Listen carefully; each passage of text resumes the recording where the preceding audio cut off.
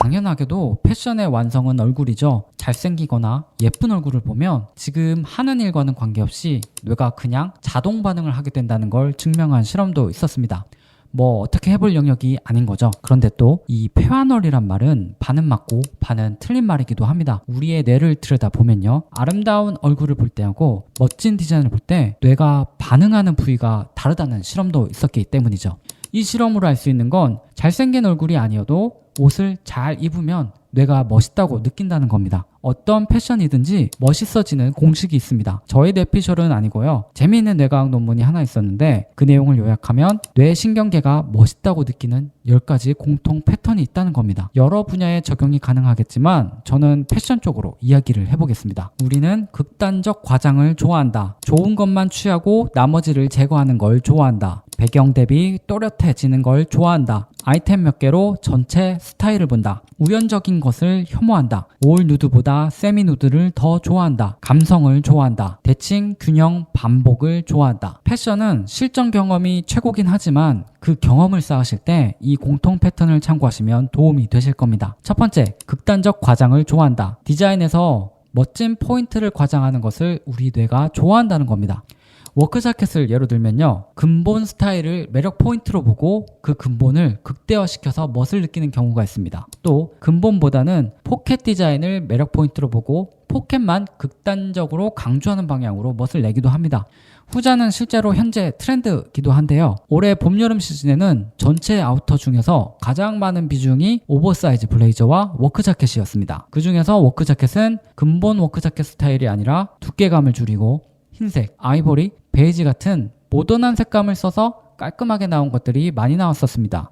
이를 통해 알 수 있는 건 멋지다고 생각한 포인트를 최대한 강조하거나 과장시킨 옷을 고르는 겁니다. 두 번째는 우리의 뇌는 좋은 것만 떼어내고 산만한 것을 제거하는 걸 좋아합니다. 아까 워크 자켓에서 포켓만 살리는 디자인이 트렌드였다라고 말씀을 드렸는데요. 여기서 근본 워크 자켓이 가진 불편함은 다 제거하고 포켓만 살려내는 걸 디자이너들도 좋아하는 거죠. 이 두 패턴의 차이점은 첫 번째는 과장시키는 것이고 두 번째는 제거하는 방식이라는 차이가 있습니다. 여기서 볼 수 있듯이 10가지 패턴은 같이 섞이기도 하면서 좀 더 멋진 시너지를 내기도 합니다. 세 번째는 우리의 뇌는 배경 대비해서 또렷하게 보이는 걸 좋아한다입니다. 색상의 대비가 대표적일 듯 한데요. 톤온 톤으로 주변 환경하고 대비시킬 수도 있고 톤인 톤으로 스타일 전체에서 강조하고 싶은 부분을 대비시킬 수도 있습니다.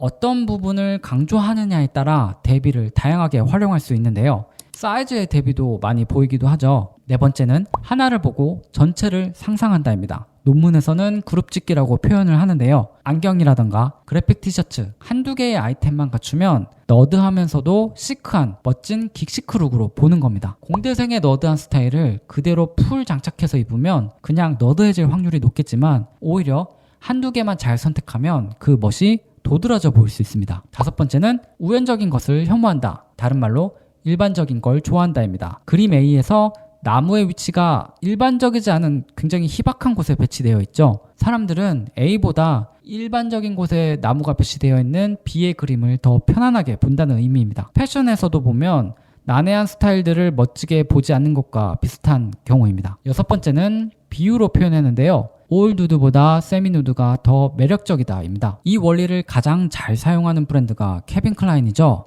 또 힙합 뮤지션의 그 세깅 패션이라던가 스케이트보더들의 패션에서도 많이 보여지는 패턴입니다. 일곱 번째는 은유입니다. 즉 어떤 아이템이나 패션을 보면 본래 전혀 관련이 없는 다른 감각이나 감성이 떠오를 때 멋있다고 느끼는 겁니다. 헤리티지를 가진 브랜드나 로고가 가진 감성을 아는 이들은 그 브랜드 아이덴티티나 로고의 멋을 느끼는 것을 들 수 있죠. 너무나 잘 아는 감성이라던가 내가 속한 커뮤니티에서 추구하는 감성 아니면 내가 아주 좋아하는 감성을 담은 아이템, 스타일, 브랜드가 있다면 적극적으로 패션에 접목시키면 굉장히 멋을 느끼게 됩니다. 여덟 번째는 대칭입니다.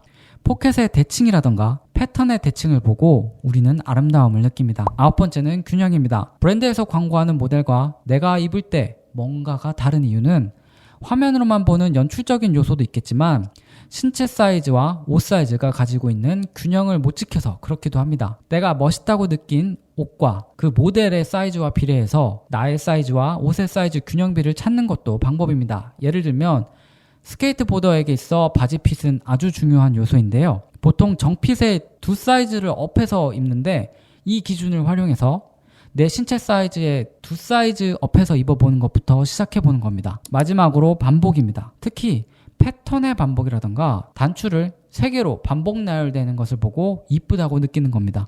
지금까지 패션 쪽으로 풀어서 말씀드렸는데요. 이 논문은 사실 예술의 보편 원리 10가지라고 발표했던 내용입니다. 몇 가지 추가적으로 설명을 드려보면 첫 번째, 극단적인 과장을 좋아한다. 피크 이동이라는 용어를 씁니다. 이 피크 이동의 개념을 이해하기에 좋은 실험이 하나 있는데요. 제갈매기 실험입니다. 갓 부화한 새끼 제갈매기들 앞에 어미의 부리 모형을 보여줬습니다. 그랬더니 부리 모형에 반응을 하는 겁니다. 사람이나 다른 동물들에게는 반응을 안 했는데 말이죠. 심지어 부리 모형이 아닌 3개의 빨간 선이 있는 막대기를 보여줬더니 실제 부리보다 더 격하게 반응을 하는 겁니다. 슈퍼 부리가 있다라는 그 자극이 부리를 감지하는 신경세포에서 변연계라는 뇌의 한 부위에 전달이 되면서 완전히 매료되는 건데요. 또 어떤 물고기는 자기와 다른 대상의 몸통에 밝은 파란색 점을 발랐는데 이것에 유혹이 되었다고 합니다. 사람 뇌의 시각 충추 역시 비슷하게 반응합니다.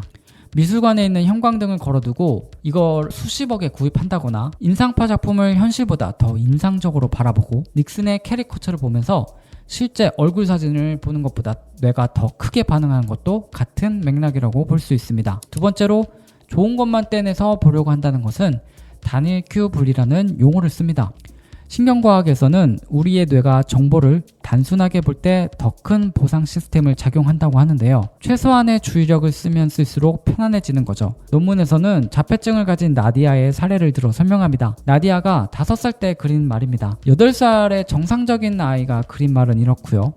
레오나르도 다빈치가 그린 말입니다. 나디아의 뇌는 자폐증 때문에 대부분 손상되었습니다. 나디아의 뇌 자원은 손상을 입지 않은 우측 두정엽에 거의 쓰이게 됩니다. 우측 두정엽은 예술적인 비례감각과 관련이 있는 뇌의 영역인데요. 이 실험에서 볼 수 있듯이 우리의 뇌는 주의에 관한 자원이 한정되어 있다는 것을 볼 수 있습니다. 뇌는 그 자원을 적게 쓰는 쪽으로 가려고 하고 거기에 보상 시스템을 작동시키게 되는 거죠. 7번째인 우리의 뇌는 감성을 좋아한다는 것은 은유를 말합니다. 사실 아이템과 내가 느끼는 감정은 유사성이 전혀 없죠. 그런데도 전혀 다른 감각이나 감정이 연결이 되는 겁니다. 대표적인 실험이 키키부바 실험입니다. 이 2가지 형태 중에 어떤 것이 부바이고 어떤 것이 키키일까라고 물어보면 응답자들 중 95에서 98%가 지금 여러분이 생각하듯이 물방울 모양과 톱니 모양을 지목했습니다. 심지어 비영어권 사람들에게도 동일했습니다. 특이한 점은 은유와 관련된 모이랑이라는 뇌 부위가 손상된 환자는 이런 응답률을 보이지 않았습니다.